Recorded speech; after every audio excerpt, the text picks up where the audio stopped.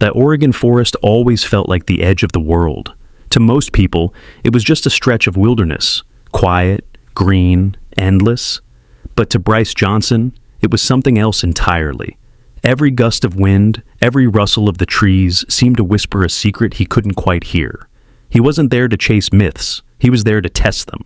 For years, Bryce had devoted his life to a single idea, that science could explain the unexplained, that if he looked hard enough, measured carefully enough, he could pull truth from the shadows. Expedition Bigfoot was supposed to be proof of that. Cameras, sensors, drones, everything calibrated to turn legend into data.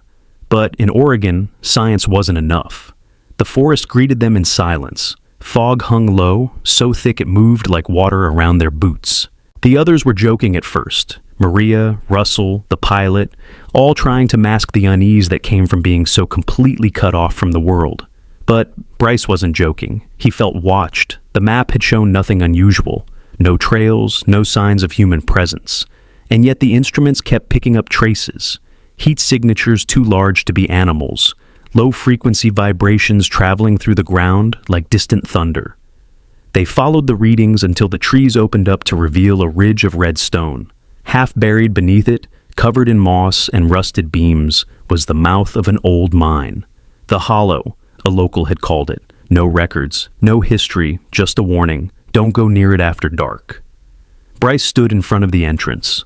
The air coming out of it was cold and stale, like the breath of something that hadn't moved in a very long time.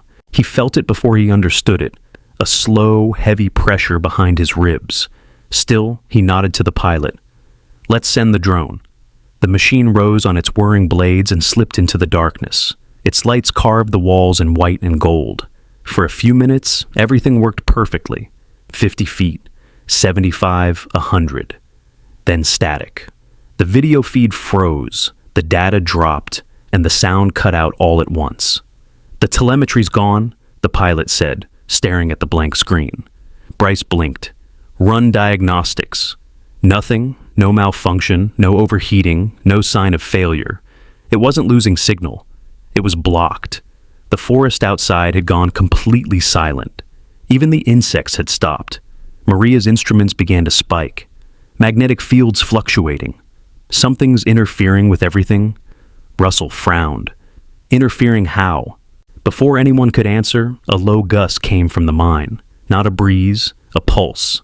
Slow, measured, almost like breathing. Bryce whispered, "Whatever's down there, just shut us out." They worked through the night, trying to find a reason. Bryce told himself it was geology, dense minerals, metallic ore, something natural. But deep down, he knew better. He'd seen interference before. Not like this, not instant, not absolute.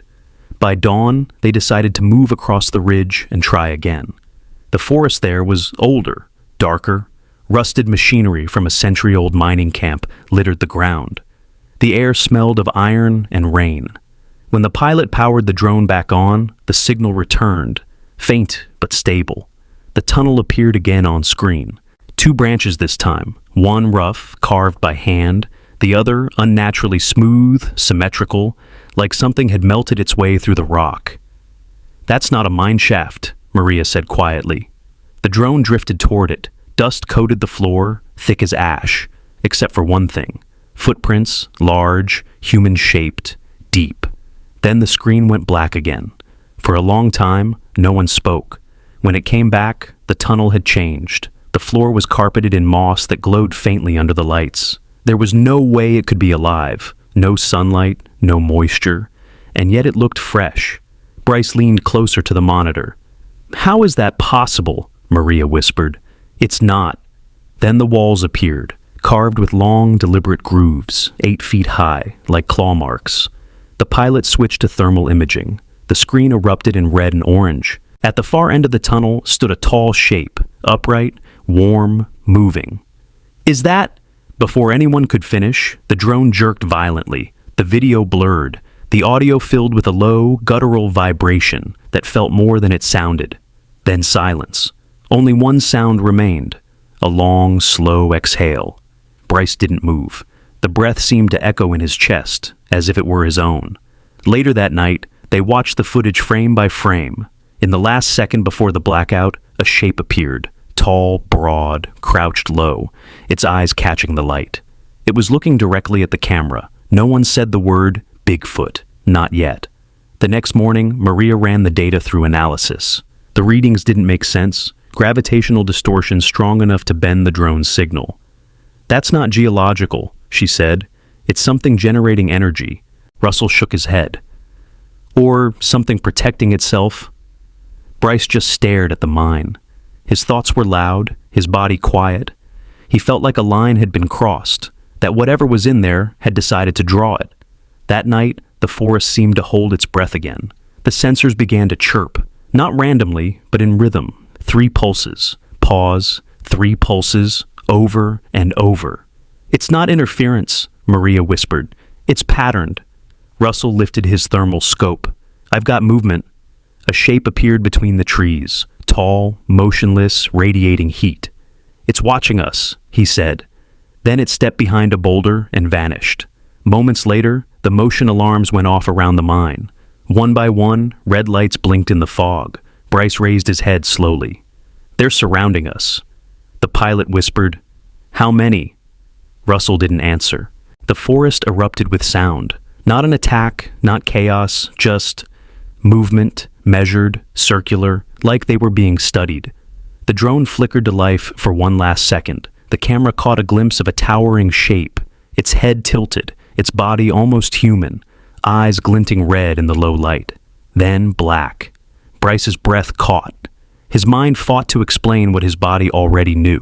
Something was here, and it was aware of them. They left before sunrise. No one spoke on the way down. The forest never stopped watching. When they reached base camp, Bryce sat staring at the monitor. His hands trembled. He replayed the sound, that breath, slow and deliberate. When he slowed the audio, the static wasn't random. It was rhythm, communication. Discovery reviewed the footage in silence. A few days later, the entire Oregon project was classified. No episode, no footage, no explanation. Bryce tried to move on, but something inside him had changed. He gave interviews, yes, but his tone was different, softer, cautious. He still used words like research and data, but behind his eyes was something else, fear, or maybe respect. "We went looking for proof," he said once. "But proof found us first." Maria kept the data drives. Sometimes she still plugs them in at night. The screens flicker, the sensors pulse, always in groups of 3. Russell never talks about it. "It wasn't a monster," he said finally. "It was something smart. It wanted us gone." The samples they collected defied explanation. The hair showed both human and primate DNA. The dust glowed faintly in darkness, vibrating when exposed to sound. Some scientists called it contamination. Others didn't return calls. Hikers avoid the ridge now. Locals say lights still move through the fog. Soft, white, rhythmic. Bryce doesn't go back. But in interviews, when people ask what he saw, his voice grows quiet.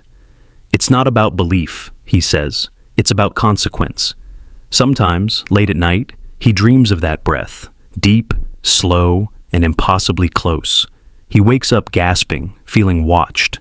The room feels smaller, the air heavier. And in that half second before he comes fully awake, he swears he can still hear it. Not a growl, not a word, just a sound alive with thought. As if something, somewhere beneath that red ridge, still remembers his name.